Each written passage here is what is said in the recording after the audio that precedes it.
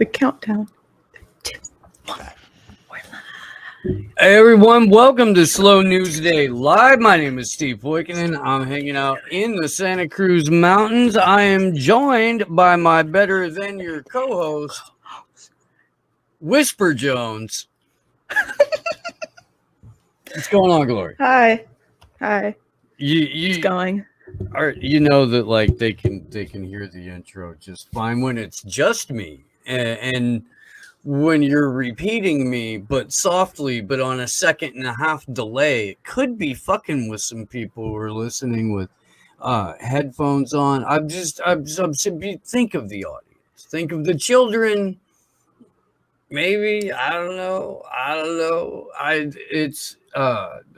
We live in a fucking cartoon though, man, because Dr. Anthony Fauci identifies as science.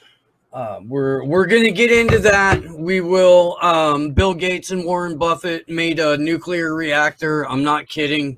So that's horrifying.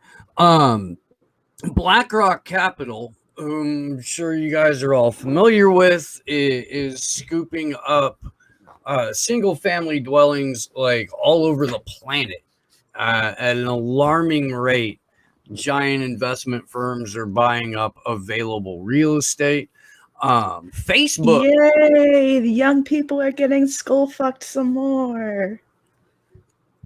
Facebook is going to release a smartwatch that is a dystopian shit show. Yeah, all that and more coming up in the program. Today, first, Jones, haven't got a chance to really catch up with you since the Home Run for Julian tour kicked off in Miami, where you were to cover it. And I think everybody who's watching right now knows that I'm going to be covering the West Coast leg and final stop for that tour, turning it into a documentary film. Holy crap, are plane tickets expensive. I've had to like extend and bump up the amount on the GoFundMe, so it's still running. We were able to hit the initial goal in just a few days, so I'm not like super freaked out, but I'm about out of that money and still need to buy a couple of plane tickets and still need to find some place to sleep in Portland. And pay for some place to sleep in DC. So I will put that link in the chat at some point when I actually pull up the GoFundMe and all that kind of stuff, because I have all this stuff ready. I have the articles up. I don't have the thing that would fund my trip up. I don't. That's how good at this I am. If y'all can make it to an event near you, please do that. Like, I mean, I didn't even know this until I met him in person, but like John Shipton is the most like sweet, soft-spoken motherfucker ever. And he's like smiling, having a good time when I see him, and he's like, talking in his little like soft Australian accent that like reminds you so much of Julian. It like makes you want to cry a bit. And then, obviously he's his dad, so like that's where he gets it from. But still, it's like and Gabriel too. He's awesome. Like for them to be going through so much with this case, and for John especially to still like do all of this with like a smile and such a sweet demeanor is just so. It's heartwarming. It really is.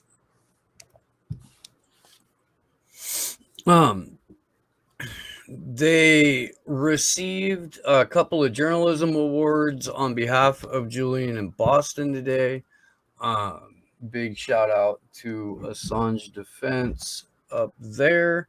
I think New York is the next stop. Is that right? I think it's New York. New York or DC part 1. Okay. And I know that like Roger Waters and a bunch of people are showing up to the New York one. That should be that should be huge. I have talked to the people in San Francisco and LA. The guy who's organizing the San Francisco events, because they are going to be in San Francisco for 2 days, really is on it, and has been around organizing and activism in the Bay Area for generations. He is very good friends with Boots Riley's dad and is trying to get Boots to show up for this thing. So Aww. that would be really cool. I didn't even want to say it out loud because I didn't want to fucking jinx it, but it'd be cool. It Put would the pressure be, on Boots Riley to show up. At him on right? Twitter, because I Let's will. all man. Well, he deactivates his Twitter account for like 6 months to 3 years at a time. So I think he's in one of those periods, like where he'll pop back up, blow the internet up for like half a day, and then just vanish again. I'm still gonna. If he has an ad, it's gonna get added and manifest it in the most polite way possible via manifest it, tweet at him, to email him if you have to. Like, if there's anyone in a specific area that you want to show up to the event, then you have the full endorsement of Glory Jones to go and spam the shit out of them.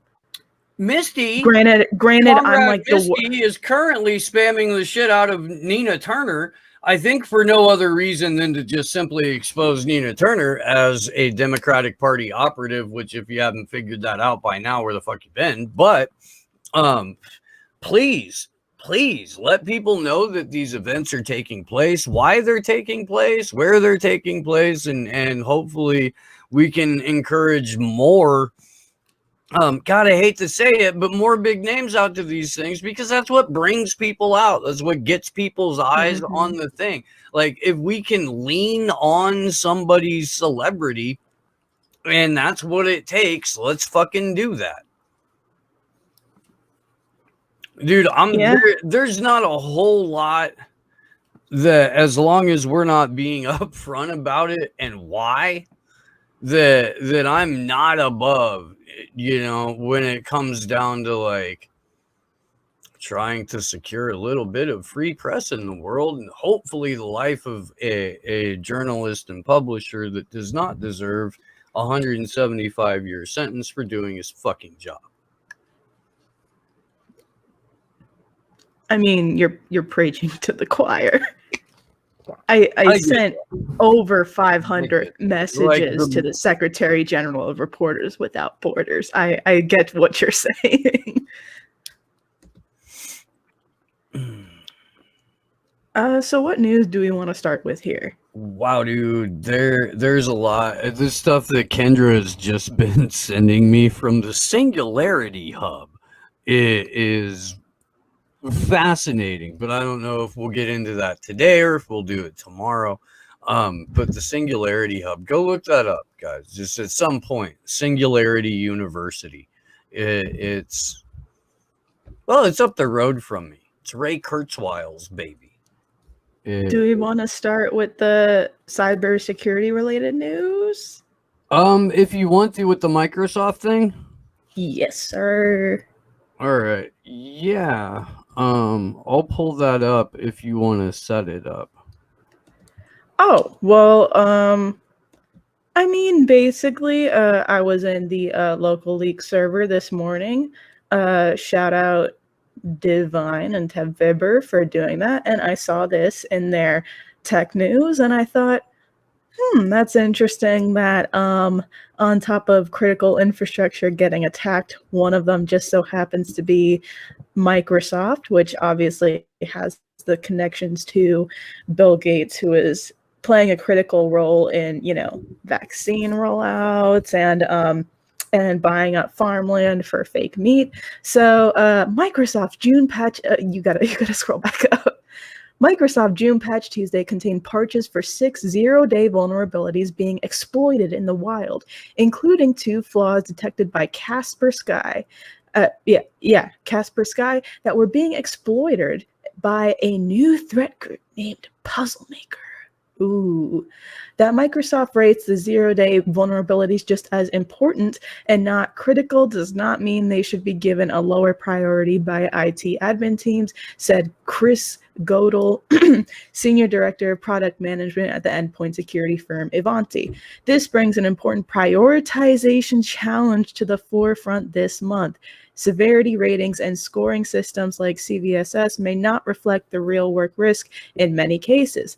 Adopting a risk-based vulnerability management approach and using additional risk indicators and telemetry on a real-world attack trends is vital to stay ahead of threats like modern ransomware. Microsoft issued security fixes for 50 vulnerabilities in Windows, several software. For the first time since March, no Microsoft Exchange Server flaws were fixed in the company's monthly security rollup. The 6 0-day vulnerabilities, all rated as important or low, that are being exploited are tracked as blank, blank, blank. In addition, blank received a patch but is not being exploited, according to Microsoft. Jerry Gamblin, Director of Security Research at Kenna Security, while not downplaying the importance of the danger inherent to these vulnerabilities, notes admins should not overreact to the fact that they are 0 days.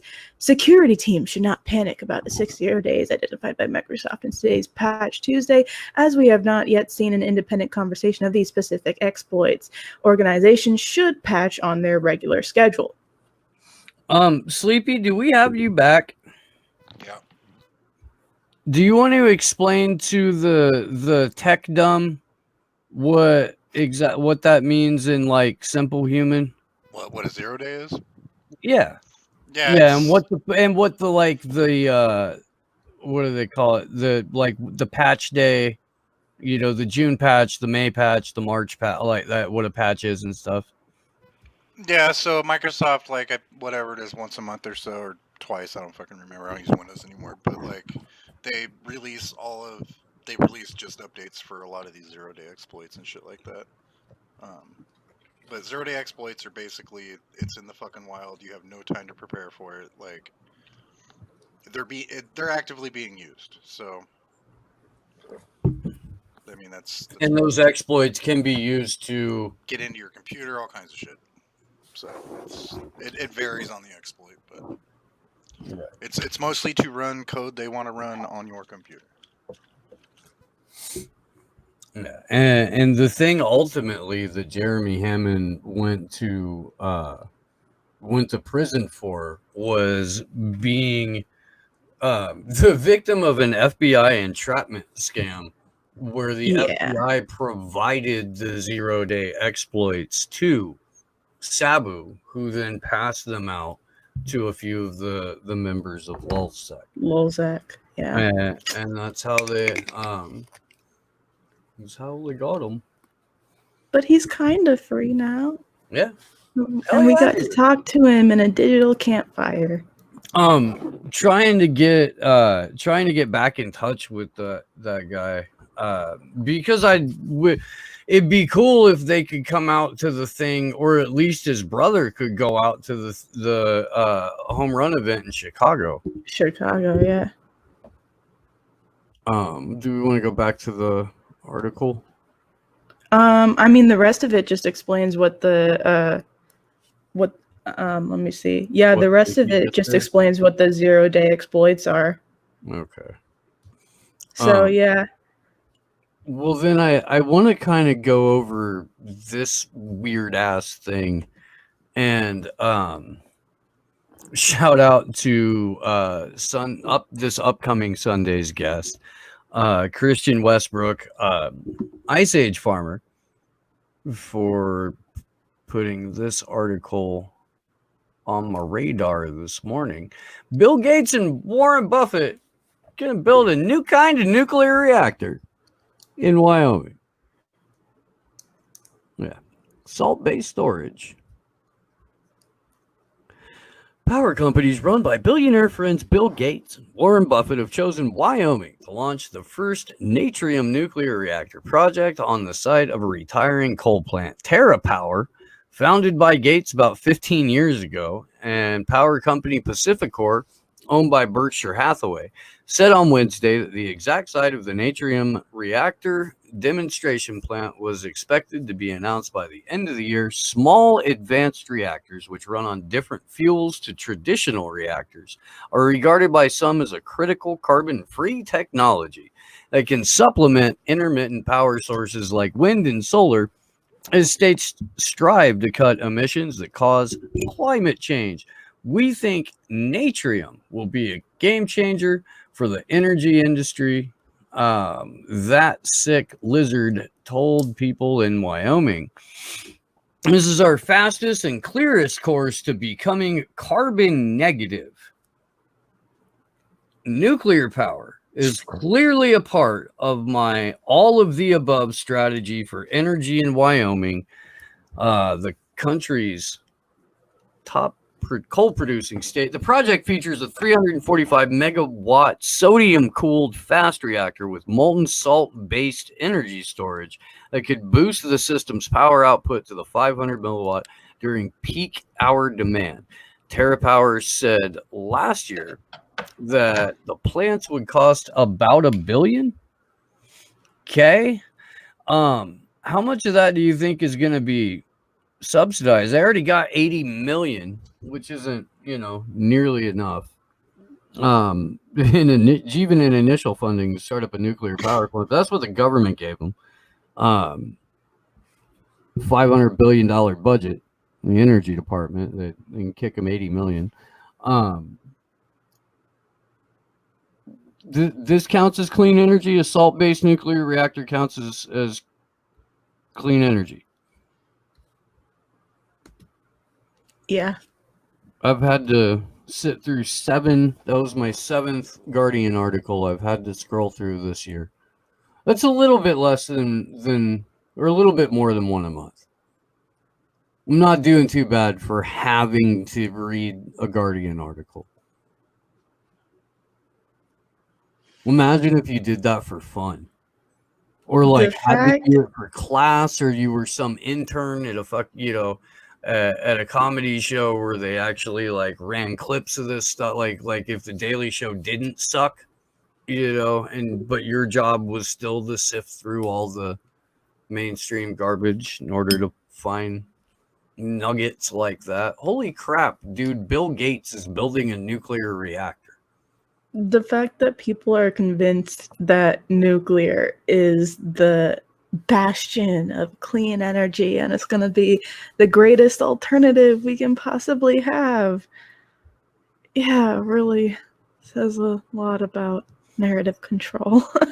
So I honestly don't know if I can't say whether or not putting salt in the reactor or what a natrium-based nuclear reactor, I don't know if that's cleaner. I really don't. I don't. I mean, I don't see how it could be dirtier.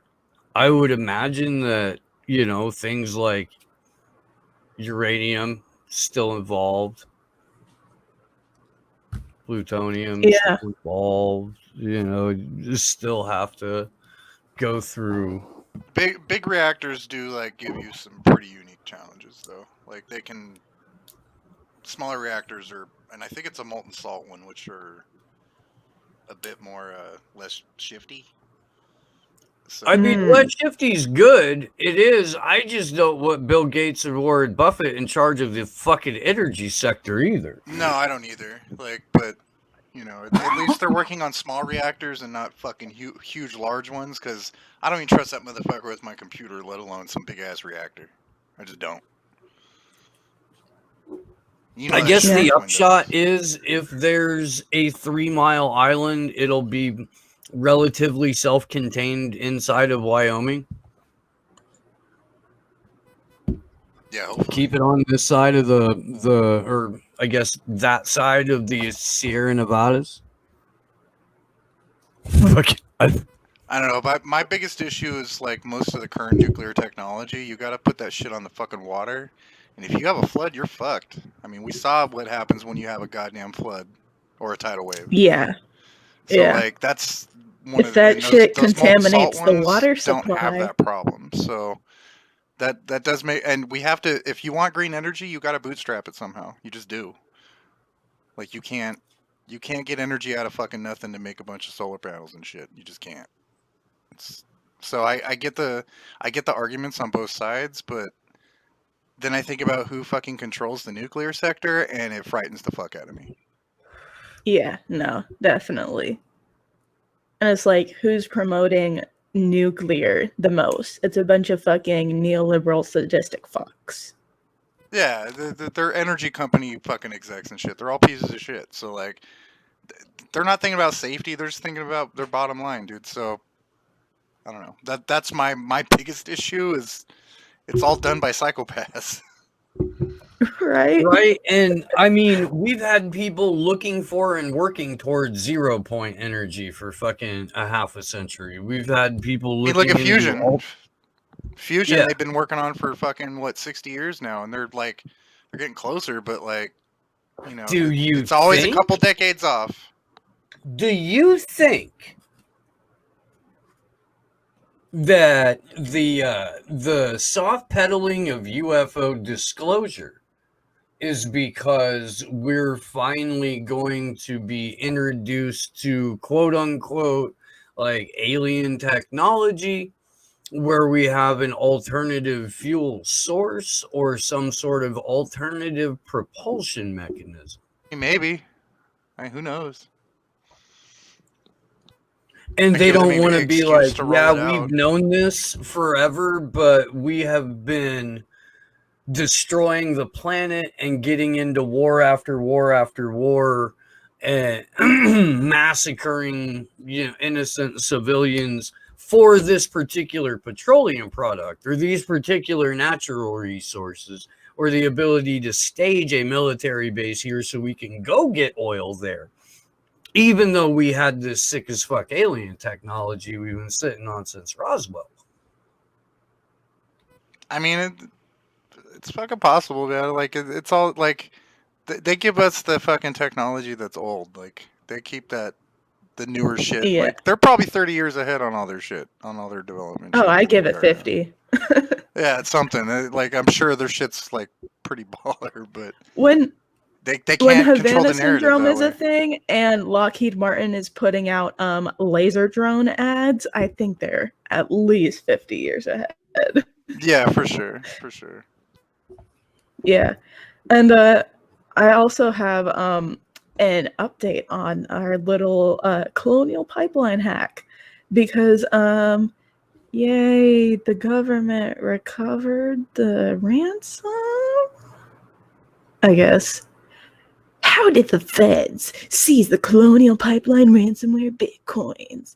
The U.S. government reportedly traced and reclaimed much of the cryptocurrency paid in last month's ransomware attack using the private key. Good job, boys. Fuck's sake. When Colonial Pipeline was hit with the ransomware attack in early May, the firm, which transports some 45% of the East Coast fuel supply, shut down its operations as a precaution and paid the ransom. Reportedly, 75 bitcoins, which is nothing for them.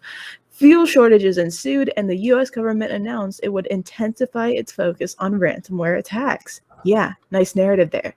On Monday, the U.S. DOJ made a surprising announcement. It claimed to have recovered a majority of the cryptocurrency ransom paid, some 63.7 Bitcoin, about 2.1 million now, due to a weakened cryptocurrency market. Thanks, Elon. It's an unexpected postscript to a story that many assumed was already complete, as the pseudonymous nature of cryptocurrency seemingly makes such ransom payments incredibly difficult to claw back. Now, the question on many crypto watchers' mind is, how did the Fed seize the bitcoins? According to the DOJ Monday announcement, it traced movement of the ransom payment of the Bitcoin blockchain.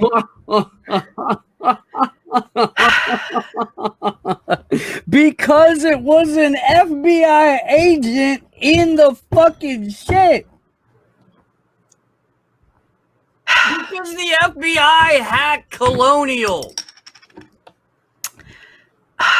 You hack on the Bitcoin. they paid less than 7 full Bitcoin in collecting other hackers to set up. We're going to hear the Interpol quietly rounded up a handful of individuals believed to be a part of DarkSide any day now, or week now, or they won't look, but they discovered in a wallet the FBI obtained the private key to unlock. Ooh, officials so far have been coy. An FBI official would not confirm the exact method of how it obtained the private key for the wallet, telling reporters, quote unquote, it doesn't matter where the Bitcoin wallet is, the FBI can still get access. And that, my friends, is bullshit and posturing. You remember when X was telling us that one of the people in DarkSide ran away with the key to the majority of the Bitcoin? Like right after this hack happened, X popped up and was like, hey, I've been like doing my thing on Twitch for a while, ready to do a show as X again. Let's bring this. And then the Colonial hack happened, and we were talking, and he tells us this, that DarkSide had a team member skate with the key.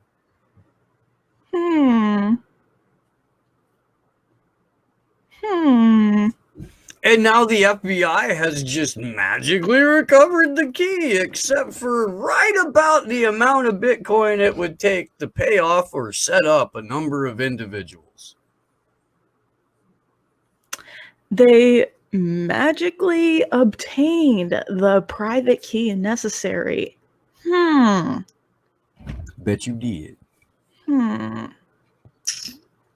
I bet you did. Sleepy Josh, do you have thoughts on this? Yeah, I call bullshit. I mean, that's my cliff notes. I'm sure they had possession of those wallets to begin with. Base God, Tech Ninja.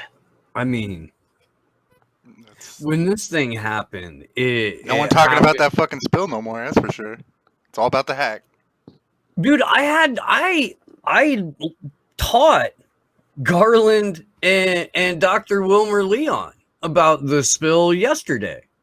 I'm telling you, dude. I swear to God, they manufactured that shit to get some legislation through against crypto and to fucking get them off the hook for that goddamn spill. Boy, and they got all of their billionaires and influencers talking shit about crypto too. Like now, Donald Trump came out with a newsletter, the little announcement from the president in exile from the real White House in Mar-a-Lago, who will return as God Emperor Trump in 2024. I trust the plan. He was like, it wasn't the newsletter. He was on Fox Business. The newsletter was some other crazy. That was all the Fauci shit that got everybody, like all the Q people, back on Trump's side. This is now that Fauci is in the news, which we're gonna get to. Trump is like, see, I told you that he was the bad guy the whole time, even though I doubled down on selling and pushing the vaccines and the vaccine narrative. But it was Fauci the whole time. Whole time, China virus. And that was the extent of it. But on Fox Business, Trump said, I don't like cryptocurrency. He doesn't like it. He likes the dollar. Very, very strongly. I like the dollar. It's American. It's tremendous. Lori's Trump face is great, dude. There's no dollar better than it. It's the best dollar of any dollar. It's the best dollar. The best dollar. I got tons of dollars. Don't have much Bitcoin though. Nobody has more dollars than me. Not even Elon. Nobody has more dollars than me. Not even Elon. Bloomberg tried, but he doesn't. Sleepy Joe, he doesn't. So Donald Trump doesn't like cryptocurrency. So that set the price of Bitcoin plummeting too, briefly.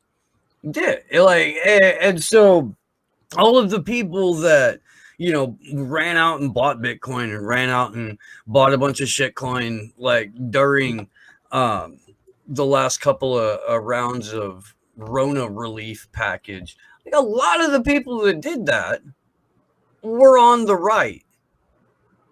And a lot of the people that did that were, you know, like Donald Trump conservatives. And because they're Donald Trump conservatives, if he's like, I don't like this thing, they're like, oh shit, we don't like it either.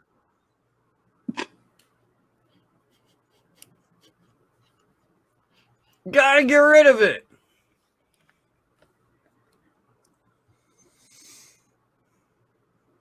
And Elon Musk, you have to let Elon Musk stop trolling the fuck out of you.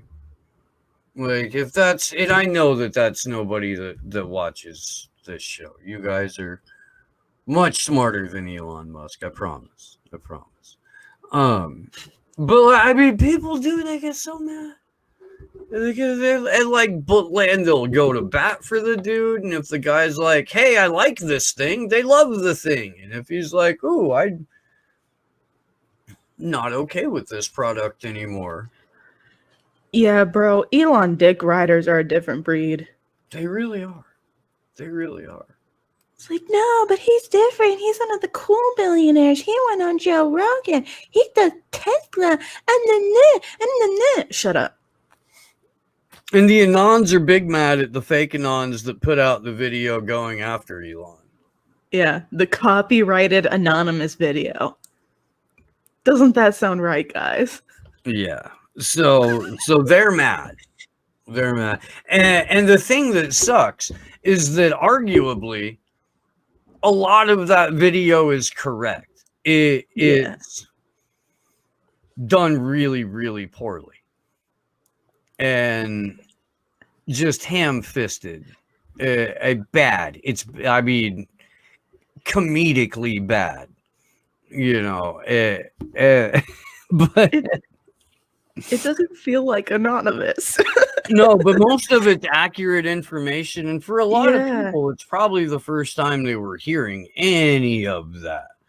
So even a cursory search and follow-up would verify, you know, like I think every bullet point they gave out about Elon Musk in that video. Yeah. I don't think there was a single thing that wasn't correct.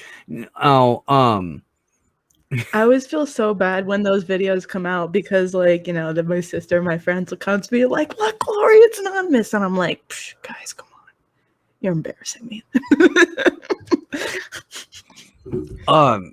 Anthony Schultz and Akash Singh had a theory that Elon is likable now more so than ever because he doesn't have a supermodel hot girlfriend. That he has like the hella weird transhumanist commie goth, and that as a billionaire makes him more likable to the public, whereas if he had the trophy wife, he would just be another ugly billionaire with the trophy wife. You're not buying that theory? No, I don't think it has anything to do with his wife. I think that he does have like image consultants that he's worked with very, very closely for a number of years.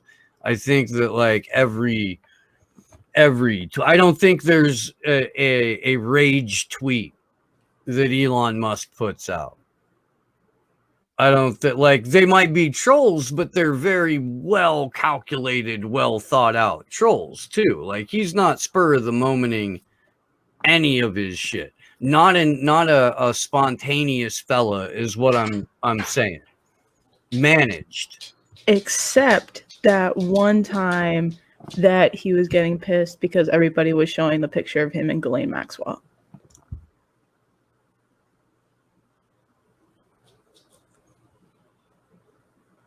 Maybe, yeah. That was a fun day.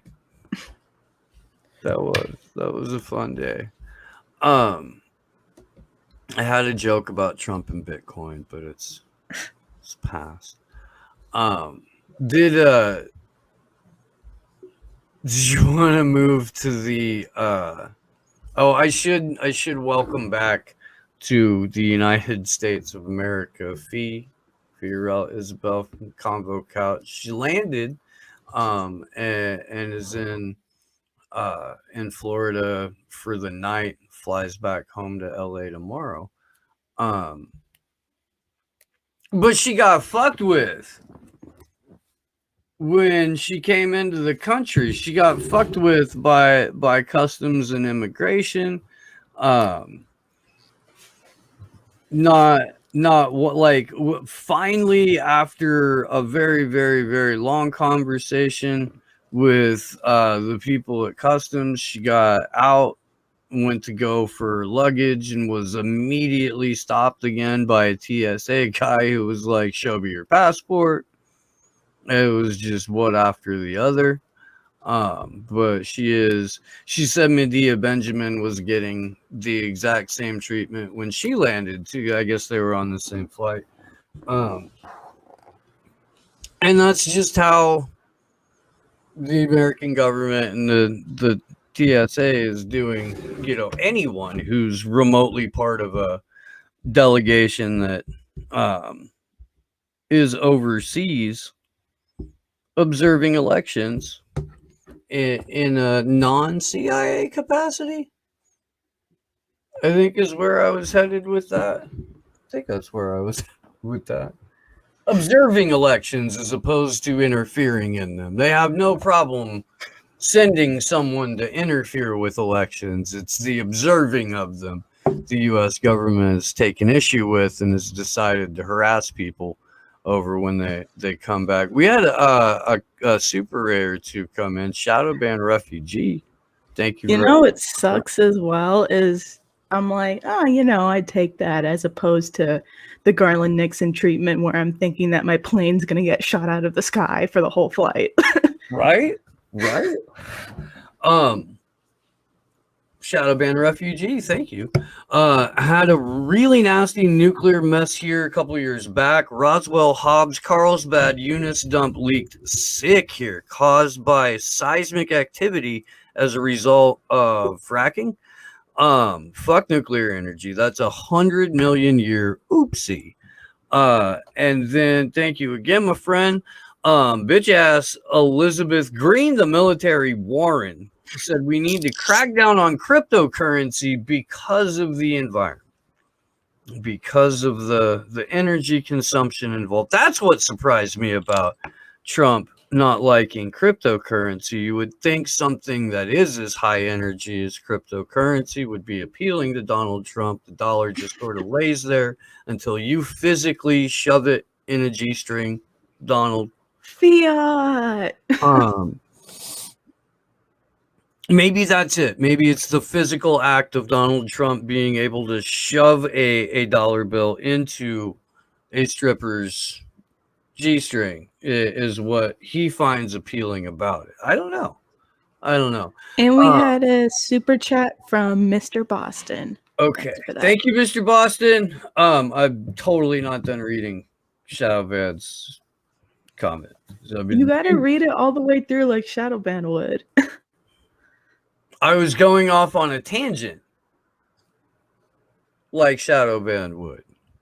Like she doesn't understand crypto uses a fraction of the energy to not kill people that the U.S. military uses to murder innocent people to keep her in power.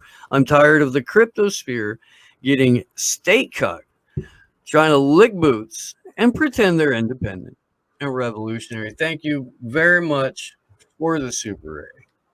It's always appreciated.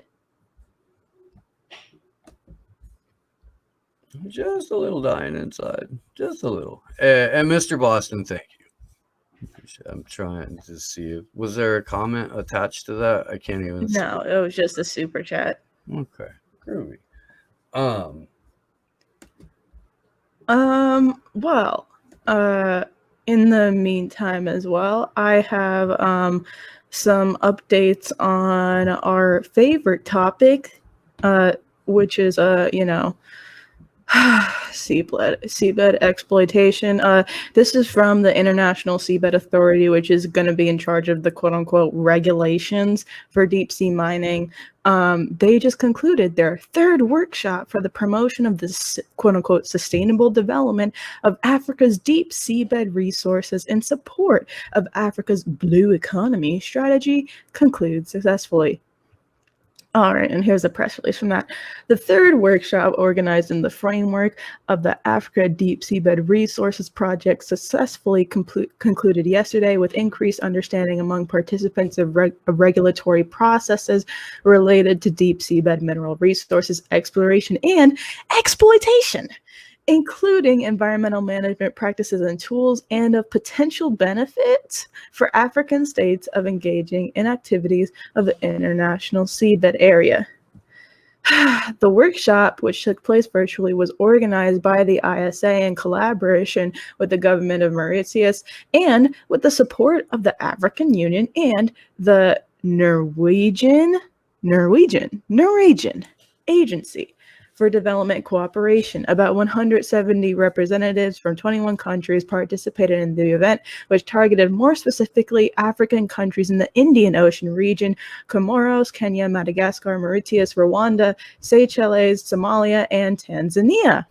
Tanzania, where have we heard that from before? Oh, that's right, their leader just mysteriously died after he tried to kick out MNCs. Representatives from competent international and regional organizations, contractors, non-governmental organizations, as well as more than 35 former African trainees of ISA were also in attendance. And then they're just going on the attendees. The Secretary General of the ISA noted that in recent years, the wealth of natural resources, including living and non-living resources, that are found in the oceans and seas surrounding the African continent, has generated growing interest. Yay. The potential benefits that could be derived from sustainable development of deep seabed resources located on the continental shelves of African states and in the international seabed area could be a key driver for the development of Africa's blue economy. This strategic linkage is clearly established by the AU in its 2050 Africa's Integrated Maritime Strategy and Agenda 2063. ISA is therefore pleased to be working closely with the AU and NORAD in the implementation of the ADSR project, and that in close collaboration with all African states, such dedicated activities are developed to ensure that their capacity development needs are effectively addressed. Sustainable, and the Commissioner for Economic Development reiterated that sustainable exploration and exploitation of deep sea resources requires a robust strategy to harness the potential benefits. Yeah, this is just fucking lovely. The high-level segment concluded with the participation of Norway. Why the fuck is Norway involved in this? Norway State Secretary Dr. Jens, I don't know what that fancy O means, Frzyrelik Holte, who stressed the importance to continue to advance the application of the precautionary approach and protection of the environment with regards to all activities in the area. Long-term benefits, including long-term commercial benefits, are only possible within the framework that is environmentally sound and sustainable. Yeah, fuck off. The main purpose of the ADSR corresponds well with the mandate of the ISA. It also corresponds with Norway's aim to cooperate with other states to make possible to utilize rights and obligations to improve development. Therefore, I wish to take this opportunity to confirm Norway's support to this initiative and to the ISA in general. Over 3 days, the participants discussed the regulatory framework for exploration and future exploitation of deep seabed mineral resources in the area, key international instruments for effective protection of the marine environment, as well as critical ongoing processes such as the development of regional environmental management plans, the provisions for the equitable sharing of economic and non-financial benefits derived from activities undertaken in the area, the legal regime governing marine-specific research activities in the area, technology development, and the dissemination of environmental data. So they're not just looking in the Pacific Ocean. They're going to be looking towards hydrothermal vents soon. Haven't been able to find any news on that, but they are looking there as per the WEF's own strategic intelligence series.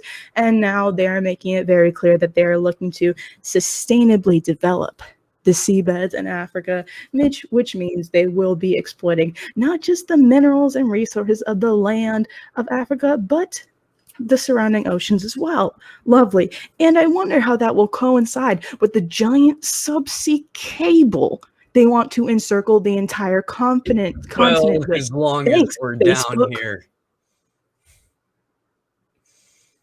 We I'm just went to all the trouble of getting the equipment to scrape and mine the ocean floor. So while we're here, we may as well just off to the side kind of set down this cable. And since we're going around Africa with fleets of mining vessels, we may as well set the cable over to the side. What in that article, it says that the whatever the ISA that African nations don't even count for like a quarter of it, or barely a quarter of it. It's not like the African nation states are really going to have any sort of voice about. Well, not even African nation states, but the African people. Right. Because, their leaders have to be on board with this. Like, they mentioned Tanzania as one of the countries that's on board with this, conveniently after the death of John Magufuli, who kicked out mining companies.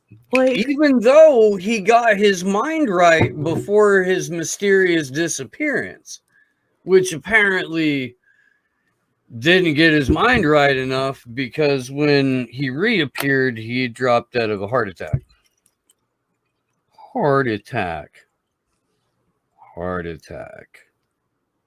Yeah.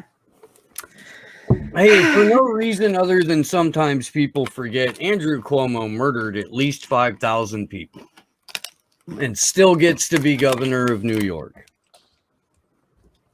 Yeah. If I murdered one person, let alone 5,000, they'd put me away. In fact, the likelihood of me going to prison dramatically decreases the more people that die. Because if I go out as one human being and I off one guy, or 20 or 50 as just one person on a killing spree, I'm going to prison for not just the rest of my life, but multiple consecutive lives after that. However, if I am the governor of New York and I knowingly send thousands of elderly to their deaths prematurely, then I get an Emmy.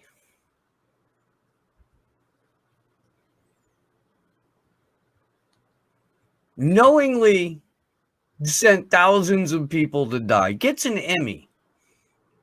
And so far, not even a slap on the wrist for being a serial sex pest.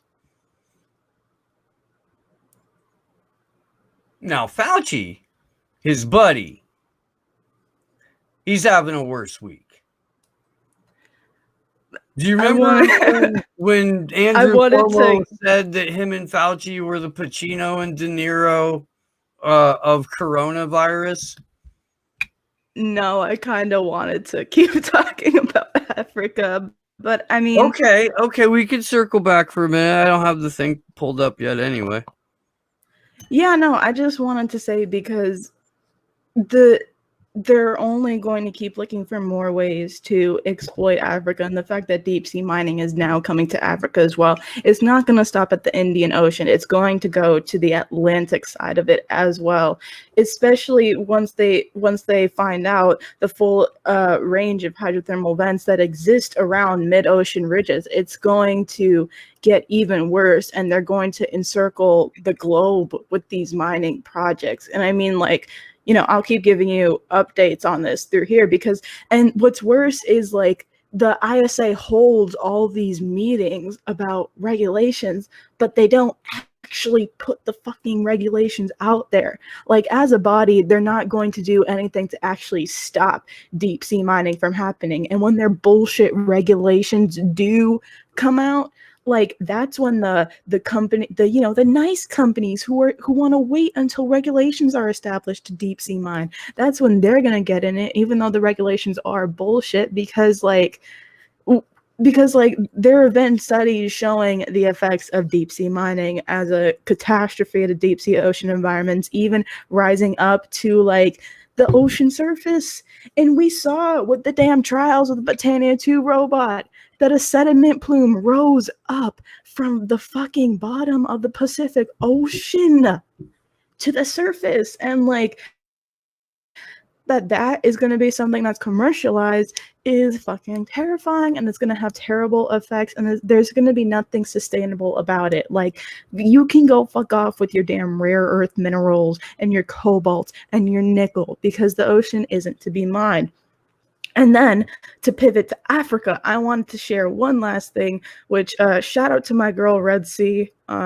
She dropped this article of Kwame Nkrumah's daughter, Samia Nkrumah, who said some amazing words about this. So I really wanted to show this because I love this.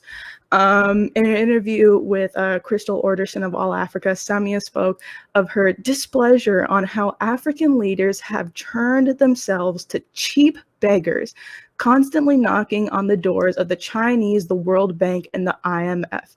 An act, she says, rubbishes the legacy and heritage on which Africa's independence was built. A big critic of the loan structure operated by the IMF and World Bank, Samia Nkrumah, said that the needless loans, which originally were supposed to be a bailout, have put African countries into bigger debts that have seen them cut down on allocations on education, healthcare, and infrastructure. Countries are going back to the IMF, and truth be told, we never stopped.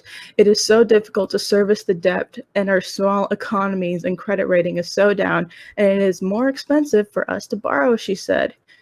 She warned that revolution may be in the making, as sooner or later people will be so fed up and explode. She also said there has always been a scramble because the potential here is so huge, meaning we have not explored what we have, and we cannot give our resources away for anything.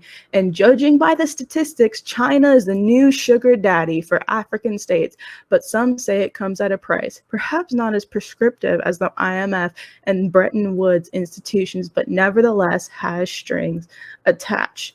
And what sucks about this for me is the World Economic Forum and the UN will only go on to try and co-opt that spirit of Pan-Africanism to advance an agenda that goes against not only what Pan-Africanism is, but to quite literally exploit and destroy and systematically destroy the land and the sea of Africa. So I'll close that section unless Steve has any comments about Africa.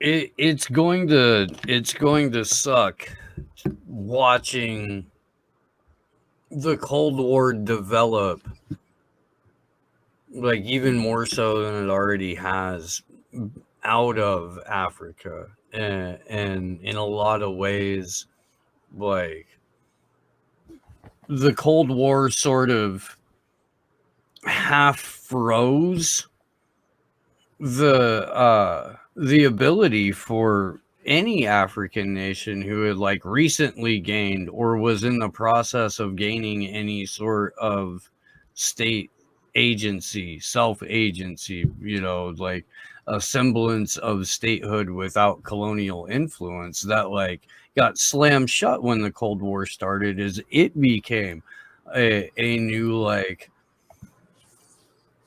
entire proving ground for whole divisions of spy corps and shit like that. And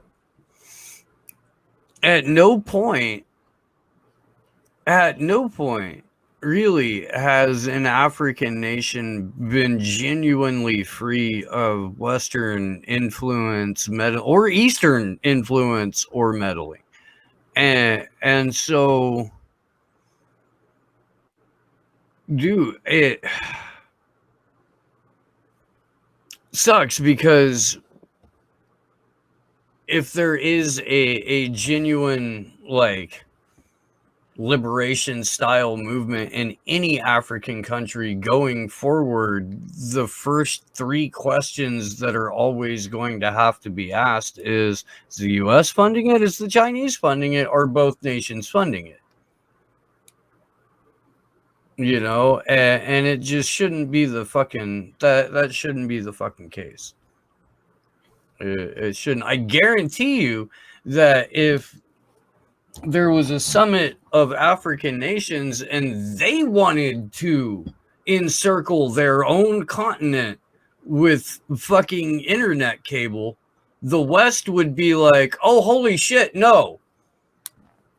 You don't get to do that. There's a whole bunch of no, we need to step in and figure this out.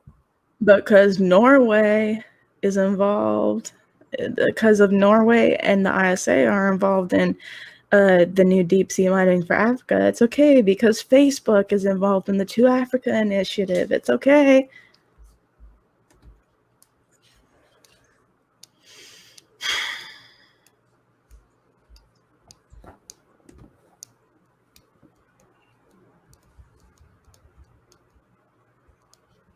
My God, someone talk. I know, but this topic always depresses me. I don't know. Yeah, I just like to see a self-sufficient global South. To Ali in the group element, and I told her to break a leg as good luck, and she ended up tripping on stairs like immediately after I said that. So, I mean, is a self-sufficient country in the global South so hard to fucking ask for?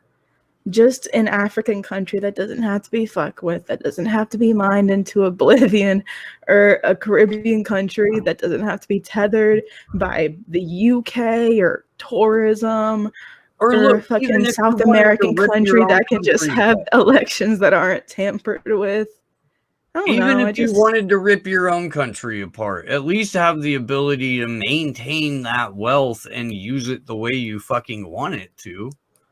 Don't have to be fucking like absolute second-class citizens in your homeland because a foreign mining consortium came in and decided that they needed to tear your world up until they found the thing they were looking for, and are now enslaving generations of your children in order to keep it going. Like, that's, you know, like, even if you're going to be a dick about it, at least be able to have, like, you know, control over the destiny of your dickishness, not have it be where you're handed a rifle when you're 12 and told to shoot your friends that don't want to go work in the mine. That sucks. That sucks. Trying to avoid that going forward. Yeah, like if more people fucking stepped up. Would appreciate it, guys. I do want to kind of lighten it a little bit, Glory, but I'm sorry. no, dude, no, it's okay. This is only for the people who get Star Trek: The Next Generation and Fifth Element jokes at the same time. But holy shit, that's funny. You're welcome. Thank you, Sleepy. Thank you. That's fucking Love it. hilarious. I laughed so fucking hard. Dude, that shit's hysterical.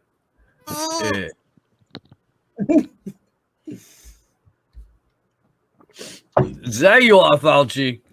Let me come back so I can add the audio.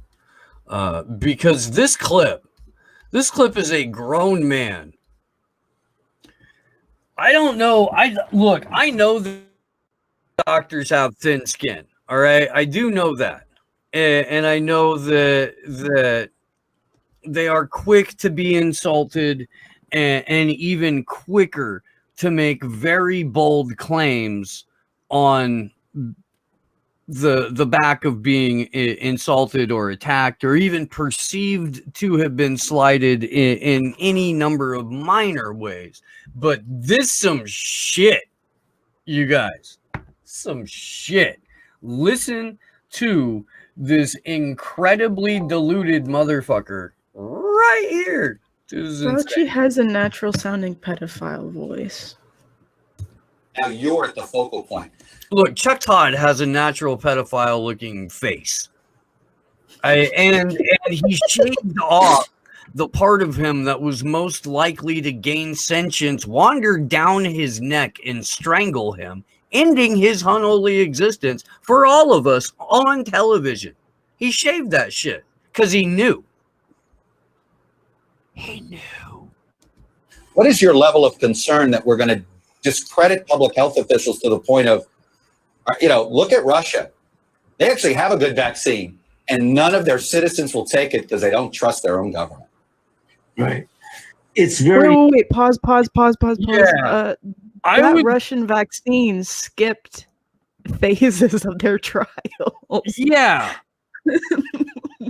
They don't blame Russia for everything from elections to fucking ransomware to goddamn the cost of milk in Minnesota.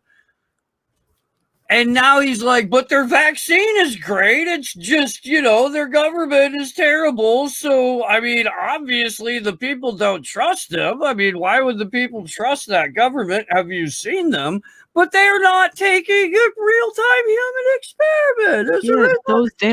Those Russian vaccines skipped fucking, I forgot if it was, I think it was phase 3, but they skipped phase 3 trials. Even though it's an ongoing experiment, they still skipped trials to get it out quicker. Like, so that's why people don't trust it. Phase 1 is supposed to be animal, phase 2 is supposed to be limited human, and phase 3 is supposed to be like a large control group of human. And I think Russia skipped the second half of the first stage, most all but a small test group, and went straight to let's mass vaccinate the entire country. Like, they were like, yeah, we have a vaccine, sorta.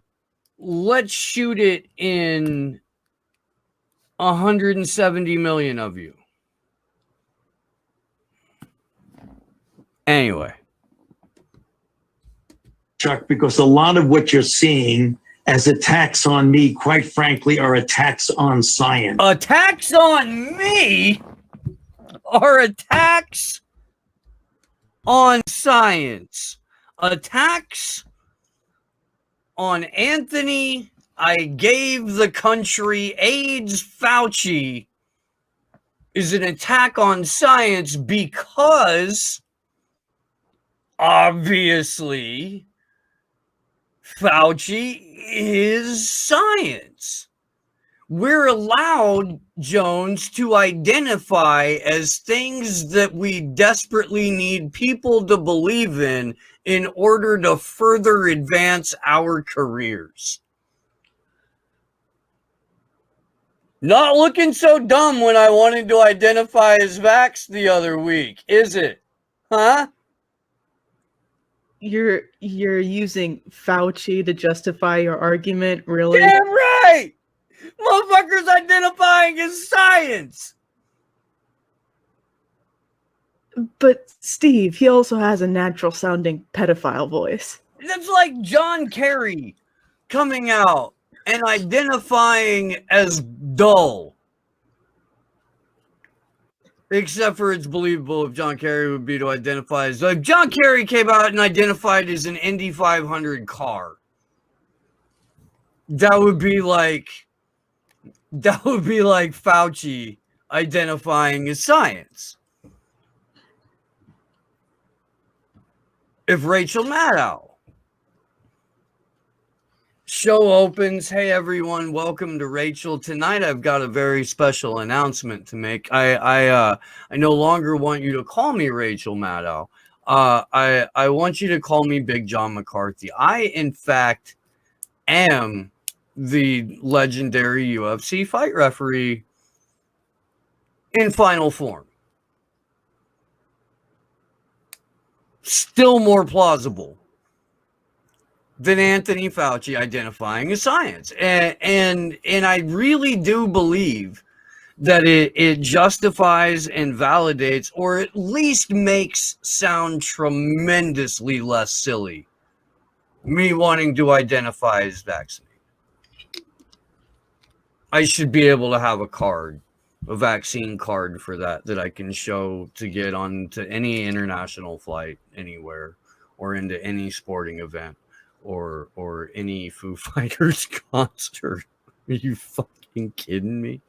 They're really doing that. They're really doing that. The Foo Fighters performing a segregated concert where the unjabbed have their own section.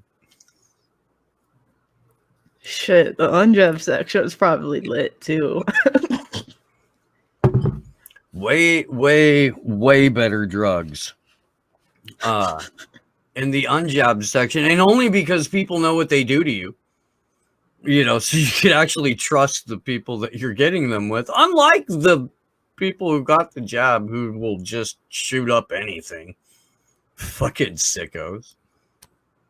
I mean, hey, look, dude, that's brave. That's brave. I went to school with the kid who snorted fucking Smarties and pixie sticks and shit like that too. That was always such a dumb thing. Right? They did that. People that did that too, Glory. Will that shit never die? There's a couple of them in everybody's every generation has the fucking pixie stick snorters, dude. Every generation. Hey yo, I got some Smarties. Watch this. Pound, pound, pound. Why? God, that's gotta hurt like fuck. Oh my god, dude. But think of how easy cocaine is after that. If you break it in on pixie sticks. Nah, fuck it. Like I saw someone snort 2CB once. Like he never did that again. Never do that, by the way, y'all. Not good. I think he described it as having your head stuck in a semi-truck door and slammed about 30 fucking times. Yeesh.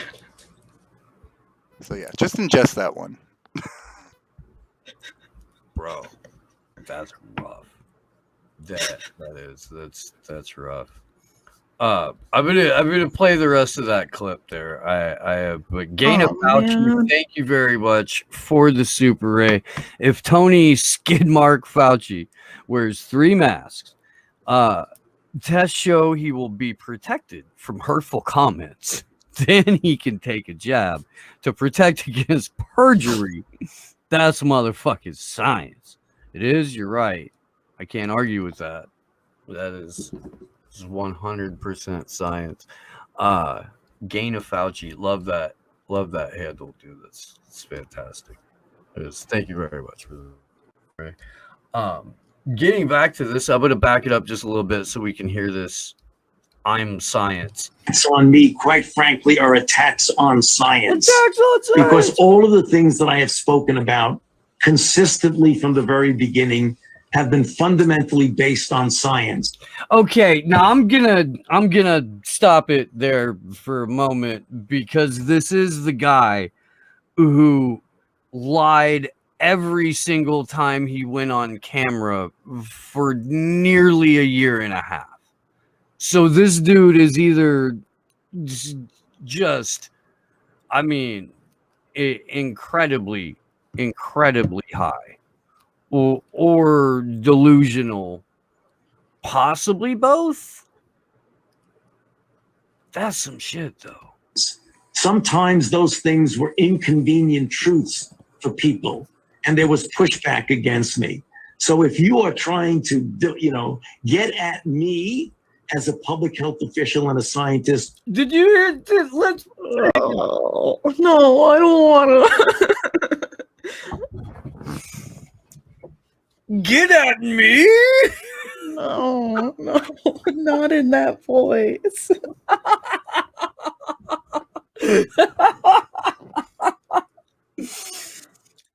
Hey, look, I know, but I don't think that he knows that that's what that means. And I think that he thinks it means like it, but yeah, you're right. You should not hear someone who sounds exactly like a pedophile be like, "Hey, get at me." That's just No. that's fucked up. Let's continue. You're really attacking not only Dr. Fauci, you're attacking science. And anybody that looks at what's going on clearly sees that. You have to be asleep not to see that. That is what's going on.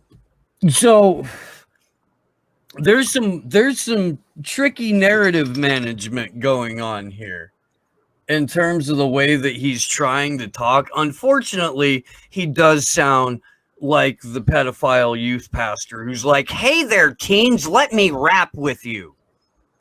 Science and truth are being attacked. I mean, he couldn't be more right. Tony, pedophile looking, I gave the world AIDS. Fauci could not be more right when he says that science and the truth are under attack. It's his bitch ass. It's Bill Gates. It's Peter Thiel. It's the Mickey Matt. It's career criminals, Pfizer, AstraZeneca, Moderna, Johnson & Johnson. Those are the people who are assaulting and murdering truth and assaulting and murdering science, perverting it. This is a guy named Tony Fauci who funded gain of function research going back as far as 2015, and under whose supervision moved gain of function from Fort Detrick into U.S. Barack Hunter bomber in Merlin, right over there in Merlin, to Wuhan. And the day that Event 201 kicks off is the exact same day that the military Olympics, joint military Olympics in Wuhan, kicks off. Right after Fort Detrick gets shut down for a protocol breach.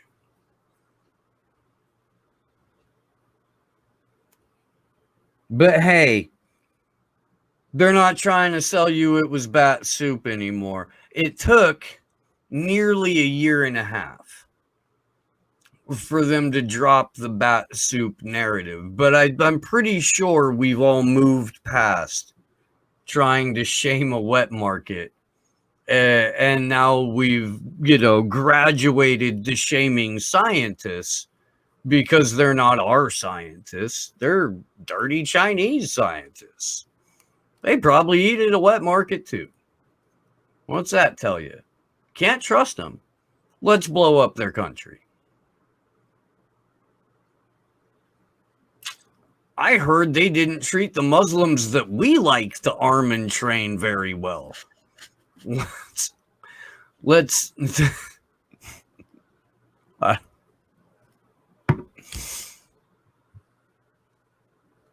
dude, wow.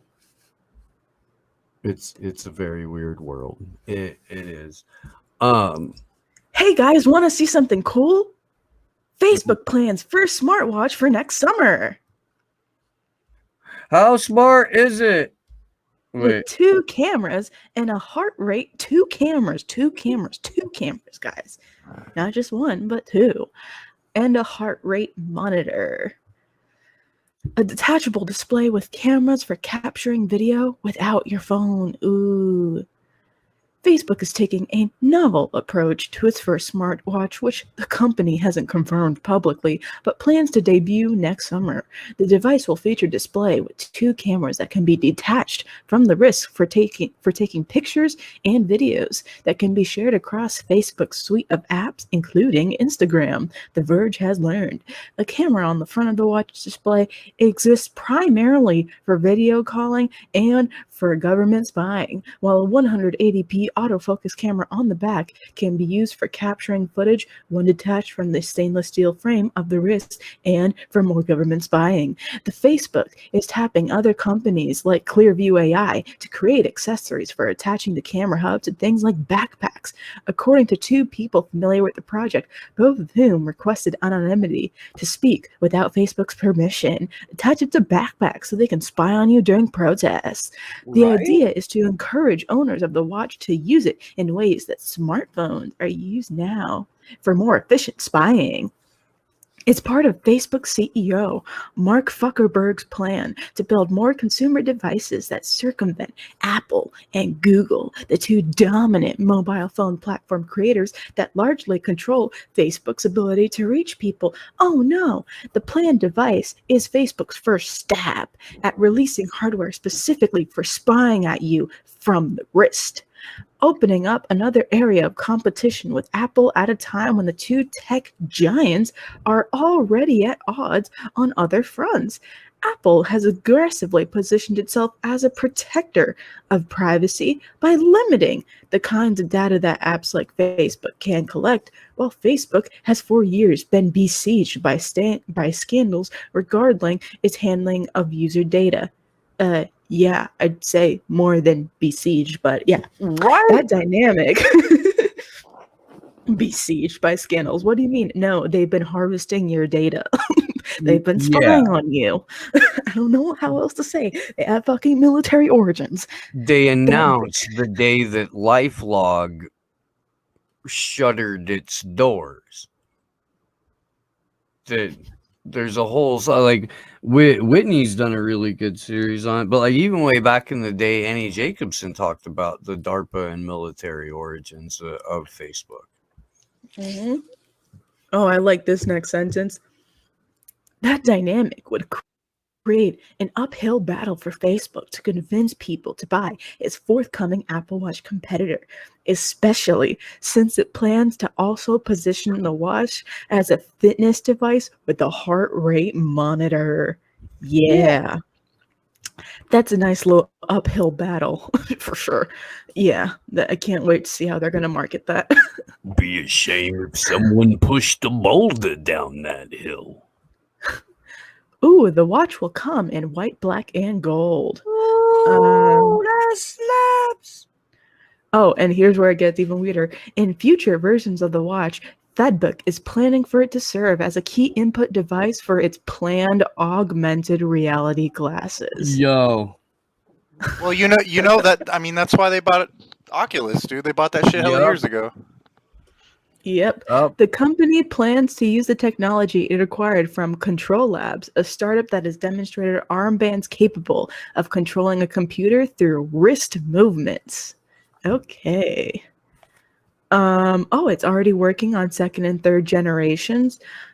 Pricing recently at $400. Yeah, even if it were 4 cents, I wouldn't buy it. Yeah, no. Facebook's track record of making hardware is spotty. Its 2013 phone with HTC was a spectacular flop, and it has yet to disclose sales for its Oculus VR headsets or Portal video chat device for the home. In recent interviews, executives had said that sales for the Oculus Quest 2 headset have surpassed all previous Oculus headsets combined. They sold 7 of them. Facebook's interesting. It's like us getting fucking 300 subscribers in a day that YouTube let us keep. Like, that's shit you were gonna do anyway. You were gonna sell 7 of those, Facebook. You were. Yeah. Facebook's interest in building a smartwatch dates back at least a few years. It looked at acquiring Fitbit in 2019 before Google bought the fitness wearable maker. Since then, the social network has spent roughly $1 billion to develop the first version of its watch and has hundreds of people working on the effort, according to one of the people with knowledge of the matter. A Facebook spokesperson declined to comment. What? Didn't they just say in the paragraph, like above that they could scrap the watch altogether, though? They're not even really sure. Yeah. Nobody's going to buy that fucking watch, Zuckerberg. Nobody's going to buy your watch.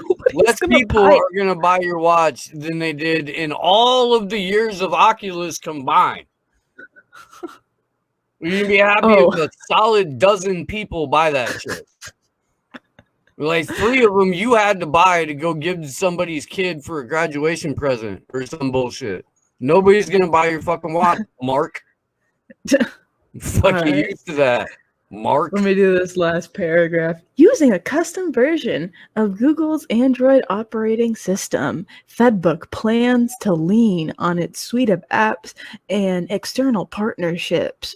Partnerships with who? To create compelling experiences for the watch, which will include a companion app for phones. Even still, Facebook's wrist wearable resonating with people is far from guaranteed. That's an understatement. Smartwatches. Real quick before you clear out of this, though, I want to see the picture of the sample watch one more time. No, it says, note, this is not a mock-up. It's an illustration by The Verge. Okay, because that looks like some Hello Kitty Walmart shit. Yeah, no, I think because this should have fucking cat ears on it right now. Yeah. I hope it looks like that when it comes out. I hope it does. Smartwatches with cameras on them have so far failed to catch on. I wonder why. And Apple has cornered the high end of the market already. What's Facebook gonna do? They're gonna roll out with some medium ends. That's what they're gonna do. They're not gonna try to out-Apple the Apple Watch. They're gonna roll out with a medium grade watch with a high functioning camera. And they're going to roll it out like almost as a GoPro type thing. I don't know, dude. I don't know. Yeah. I mean, I can't find any pictures of what it looks like. Or like or like part of the ring for your wrist. Yay. Yay. Yeah. Yeah, I mean, I can't understand the Fitbit or the Apple Watch to begin with. And like, okay, it's a toy. I had an old school Fitbit like before Google bought them and shit. It was all right. Like it helped me like track my sleeping patterns and shit, which was nice. So it does have some uses, but like once Google bought it, I threw that shit away, like straight up.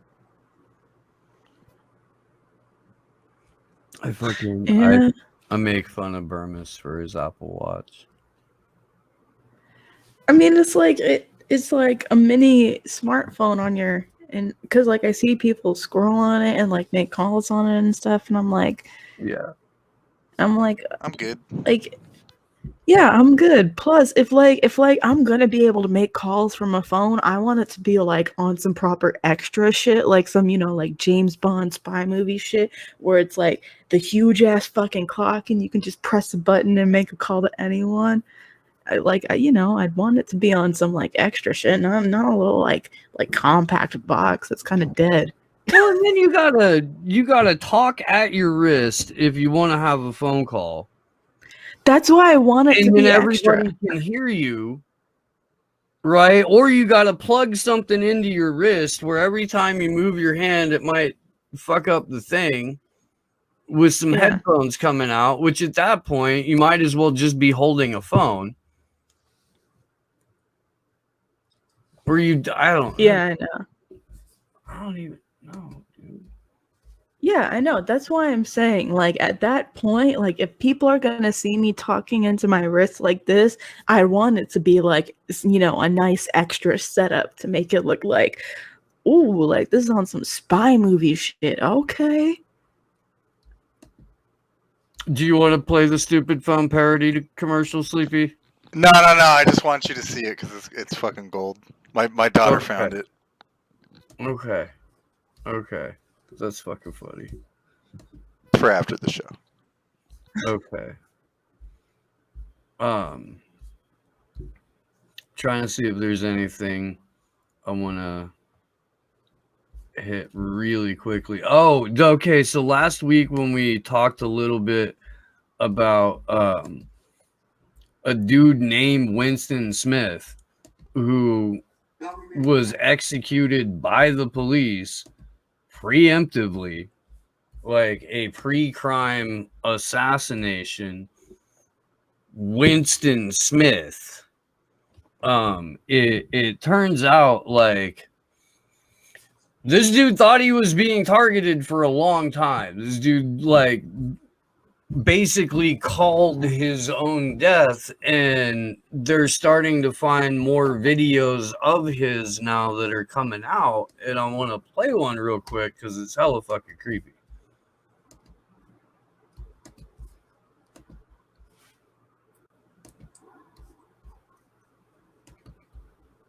And there's that dude again, Winston Smith, because wow.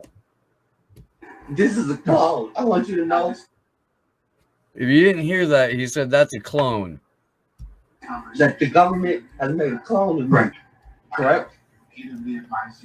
These people are making a conspiracy about me. They're gonna make me this guy commit crimes and they're gonna blame me for it. This guy is a criminal. Look at him. Impostorating me, my typing, and he got my shoulders and my hair. He got my hair, but he turned it back normal color.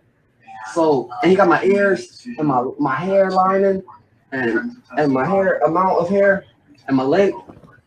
And he's trying to beat me. And he's sitting right here with my hands. And I didn't make him. They made him. Who is him? So help me figure it out. Find out who's the clone, okay? All right.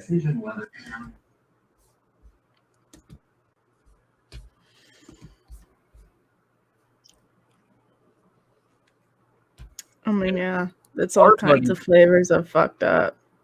Well, our buddy Keith McHenry was arrested a couple of different times because SFPD put somebody out in the street at protests that looked just like Keith.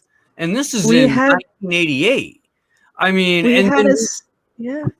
I was going to say we had a scare with Terrence recently where there was, a clone Terrence going around going to protests. And that shit was creepy, dude. That was creepy. Like dead ringer, dude. That was weird.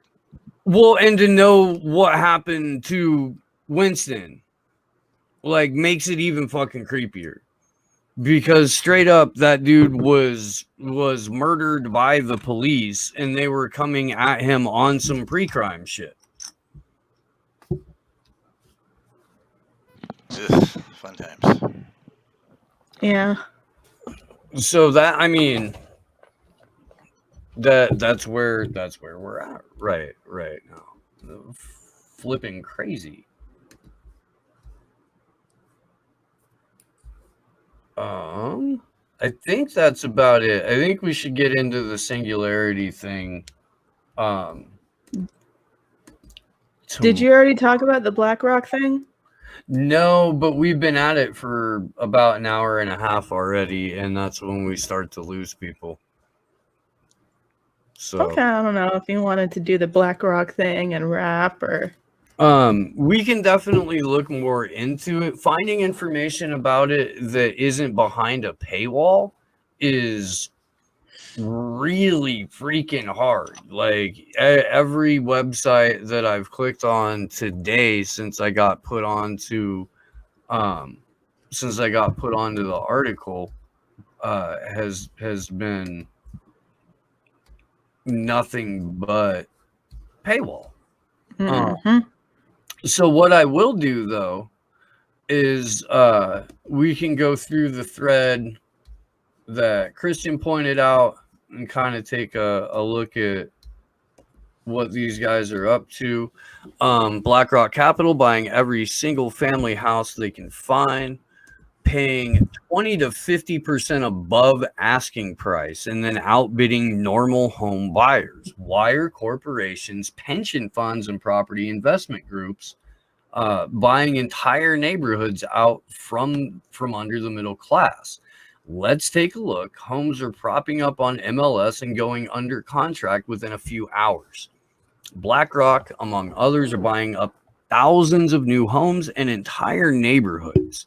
I am going to go and open at least one of these articles, the ones that aren't Wall Street Journal ones, because again, paywall. Although I'm not sure what oilprice.com is, but maybe it won't be behind a paywall. So who is BlackRock? Only the world's largest asset manager and the leading proponent of the Great Reset. They're looking to redistribute, get this, $120 trillion. The entire wealth, the world's middle class and poor combined several times over. As an example, a 124 new home neighborhood was bought in its entirety in Texas. Average Americans were outbid to the tune of $32 million. Homes sold at an average of 20% above listing. Now the entire neighborhood is made up of SFRs. What are SFRs? Yep. Single family rentals. Now, your potential lower to middle class homeowner is positioned to be a permanent renter. This matters because for the lower and middle class, owning a home is the most major part of any financial success and future upward mobility. Or, let's be honest, a way to at least somewhat give your children an opportunity to build wealth. Even if you don't, like, necessarily. Like, it could be what would help, your kids build wealth or even generational wealth. But like, most of us don't get the chance to do that because we're not born into either the right family or fucking do not wind up being part of the 1 to 1/10 of 1%.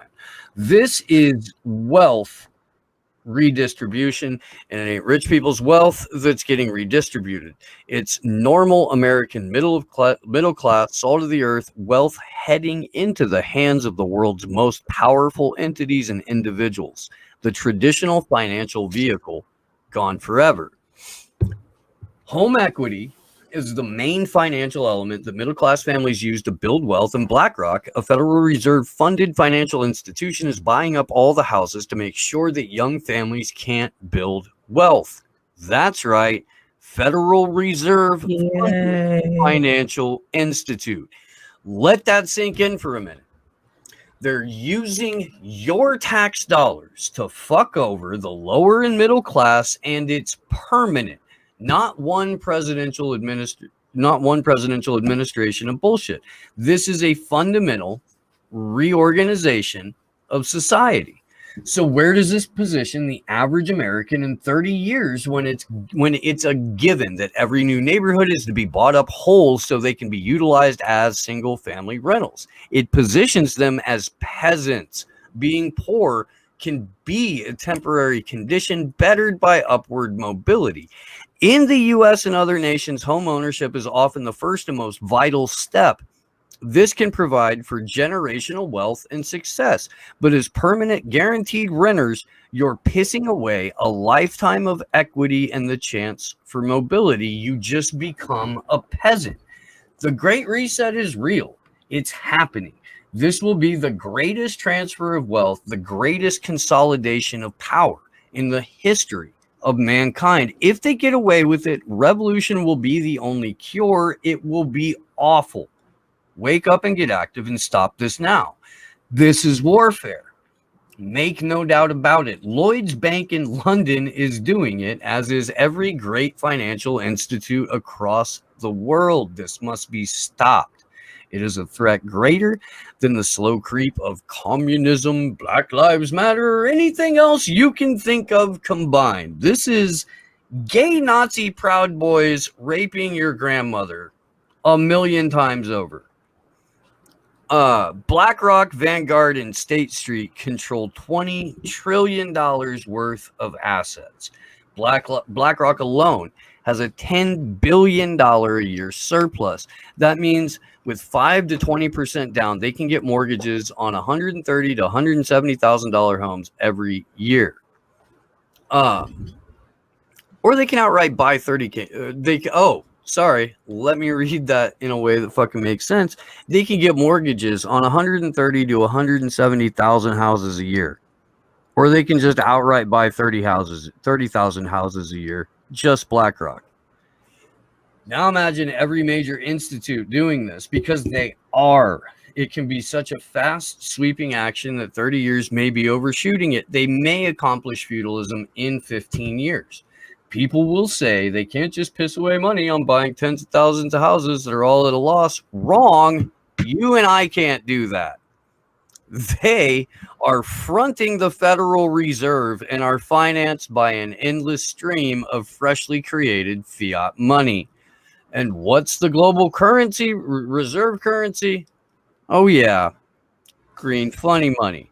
You may ask, suppose the banks won't finance new housing, but companies are buying them for way above the asking price. Can it last? Well, the banks are controlled by and in bed with the same cabal buying everything up. You think this will be corrected by market forces when it's a financial and political pincher movement pushed by the same cabal that stole the 2020 election and hid the COVID truth? You're fucked. This is, yeah. Boston property investor Rockpoint adds $1 billion to its coffers for buying up houses. Wall Street, your new landlord. Wall Street Journal, a pension fund is buying your neighborhood. Lloyd's Bank is a private landlord. Corporations buying up houses. I mean, this goes back for a while. But I will drop the link to this thread in a couple of the chats in case you guys want to check it out. Shout out to, and I will go ahead and follow Live Cultural Husbandry. Excellent and informative thread there. This is the kind of shit that happens. They even mentioned it in the thread. Like, this is shit that people can get away with, where there's no legislative solution, where there's no pathway to a law being passed or a series of laws being passed that would reverse this, let alone stop it from happening. Already happening, been happening to a small degree as soon as the market collapse in 07 through 09 happened. That's when we really saw an influx of these giant lending and investment institutions coming to swoop in to buy up houses. But now it can happen from just one firm to the tune of 30,000 homes a year outright. or pushing 200,000 homes a year if all they have to do is put the down on it. You fucking kidding me? Hey, in that ad, when they say you won't own anything, they mean it. And this is how they're doing it, guys. But it's okay, Jones, because apparently if like we covered contact tracing once last year, we're good. Oh my god. On this coverage. We don't need to get into any of it at all. Like a little fucking Seacrest fucking shitbird. You do your fucking knockoff fighter in the kids show. It'll be better that way. Well, you can have a knockoff Theo Vaughn show as opposed to a knockoff news show. I think everybody will be happier. All right.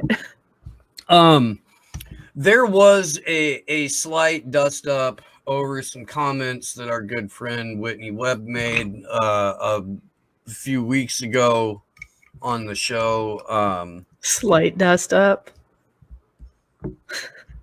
A whole bunch. Are you sure you want to get into that, Steve? I'm gonna give it all the consideration and time it's due, which is about 90 seconds. Okay. We'd still have her on the show. Nobody actually here disagreed. I don't even like crypto. I fucking hate with crypto. The broad concept of the positions still Yeah, got blocked because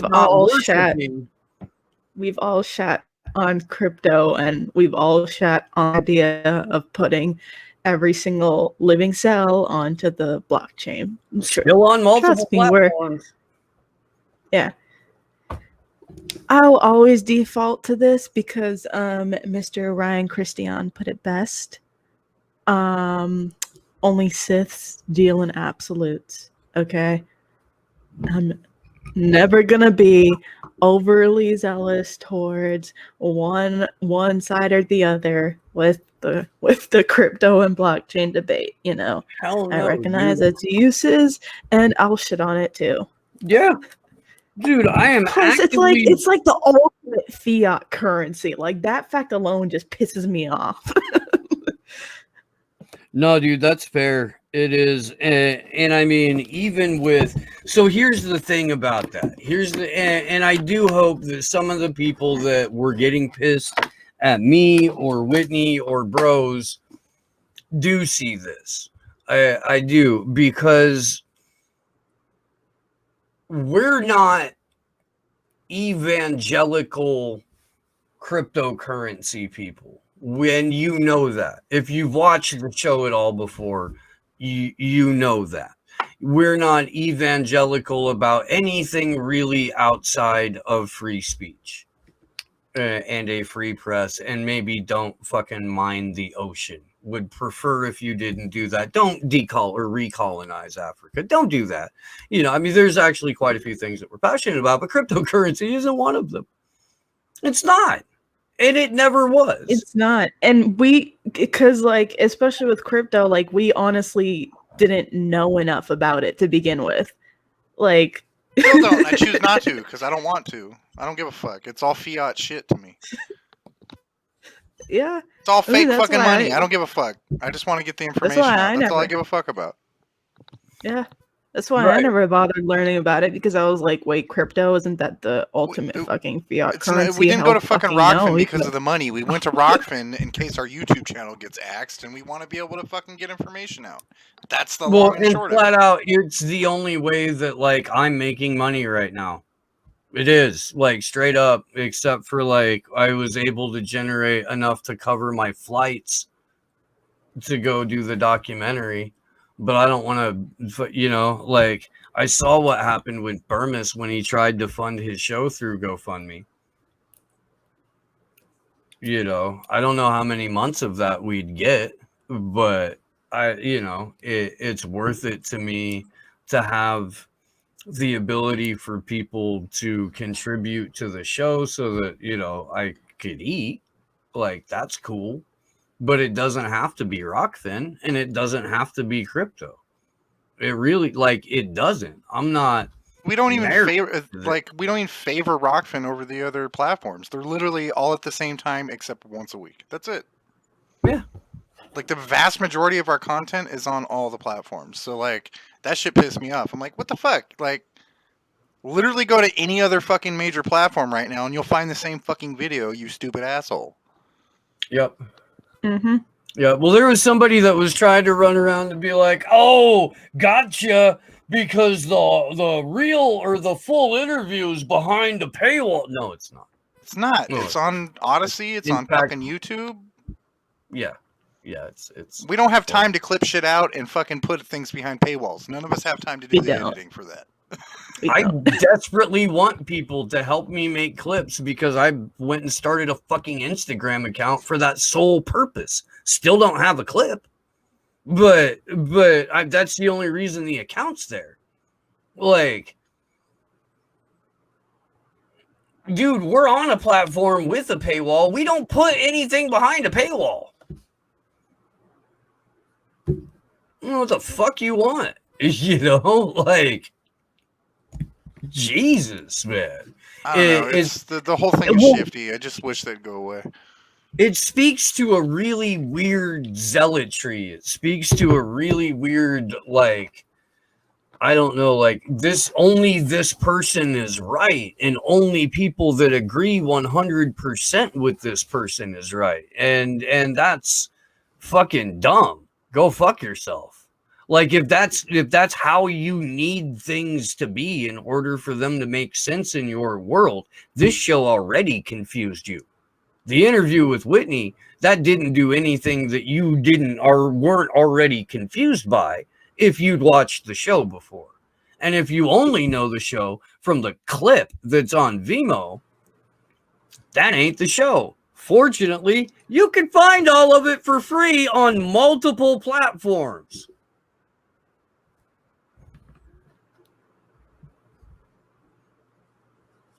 You got that out of your system? Suck all of my dick. Fucking assholes. I love it when we actually do go on a rant and it winds up worth being $2. Shadow Band Refugee, thank you very much for the super ray. Where the fuck did that go?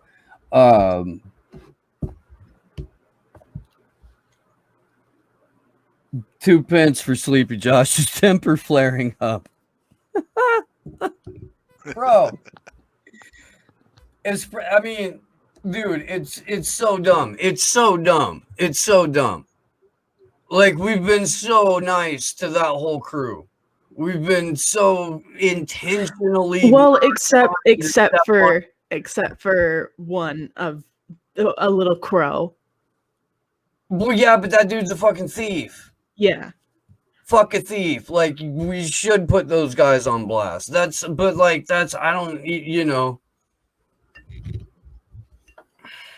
That's what I'm saying, though. Teach their own, I guess. Guys, what we're getting gone at for, we don't do. And there are people who are evangelical about both cryptocurrency and a specific streaming platform. And we're not those people. And Ryan's not that person. T-Lav, he's not that dude. And Bros isn't that dude. So why are you specifically just coming at us when we don't do the things that you're yelling at us for? Could it be that the things that you're yelling at us for are a very poor smokescreen for the fact that a little thief got called out and got fucking some light shined on his thief ass? Sure fucking looks like it. Maybe check all your sources. Maybe do that. I don't know. Glory Jones, what do you got? Everybody, if you have a tour, you have an event near you as a part of the Home Run for Julian tour, please go to one of those, help out, raise some hell there, go meet the Shiptons. They're so sweet. Oh my God, guys. Like, I can't, really can't wrap my head around it sometimes. Like, I don't know, because that's like, the closest I might ever get to meeting Julian. And like, I'm not even going front that like I wouldn't be fucking gassed if I ever got to meet Julian. But like, I got to meet his dad and he's so much like him. So yeah, tangent over. Look for actions for July 3rd for Julian's birthday, the proper co-option of the 4th of July. And Candles for Assange has a running list of birthday events for Julian all over the planet. So at Candles, the number 4 Assange, you can go and find all that there. And dude, sorry, Jones, go ahead. Yeah, no, just that. I don't know what else to say. Commander X's movie is coming out soon.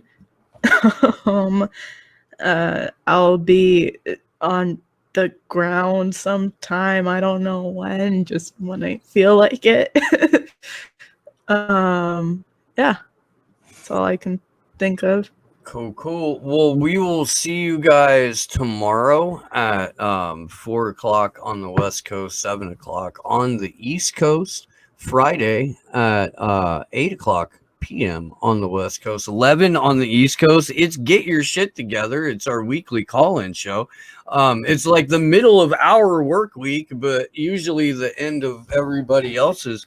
So fucking come hang out and unwind and get weird. And I really do want to like turn the entire process or the entire like whatever the fuck it is, the call-in show, into something like massive and wonderful. So please help me do that. Spread the word about Get Your Shit Together. It is the coolest fucking call-in show on the goddamn planet. War Deer Entertainment, thank you for the Super Ray, for the Doncopter Fuel Fund, my friend. I appreciate it. I do. Doncopter Army, stand up. Ha! Doncopter Army, get up. That's even better. Let's even get up for the Doncopter. Do that.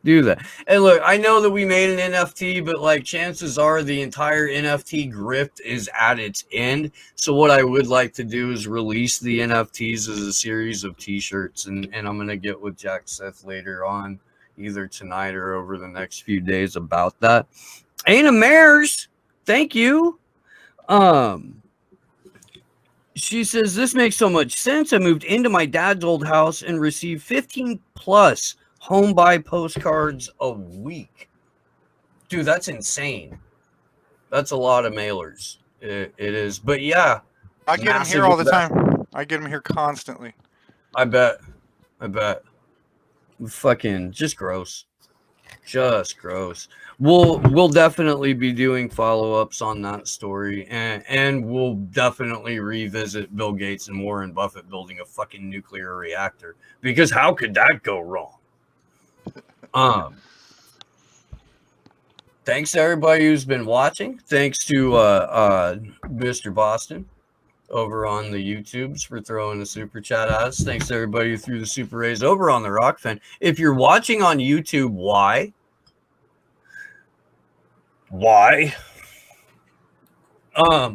We're currently live streaming on Odyssey. We're currently live streaming on Rockfin. We're currently live streaming on D-Live and Twitch. Of all fucking places. Everywhere. We have a goddamn Twitch channel. I don't know if we have enough subscribers to actually live stream, but we do. It just doesn't save any of it, but it live streams. Yeah. So I mean, we're over there too. The point being is that YouTube does us dirty, and fuck them. And please abandon that platform and come and watch us on places that show us love and don't censor us and let us do the kind of show that we want to do. So fuck YouTube, right in the goat ass, right in the goat ass. The goatsy ass. Right? Woof. Sorry. Oh, God, dude. My bad.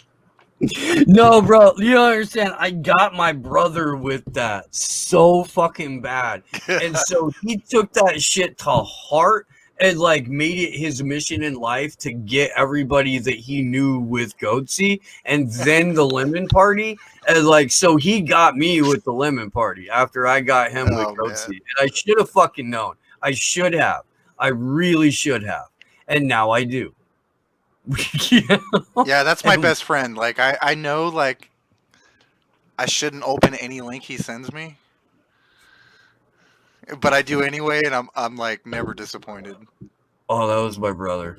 That was, dude. That was. So you, I mean, it's incoming, and you knew it. You were like, "Oh, I'm not gonna be the same after this, man. I know I'm not." He pointed out the wedding ring to me, so every time I see Goatsy, I see the wedding ring. Every time. Just saying, bro. Thanks again, everybody, for hanging out with us. Thanks, as always, to my better than your co-host, Gloria Jones. Big shout out to Ali Alexandra. Hopefully, we'll be seeing her Friday, if not Sunday.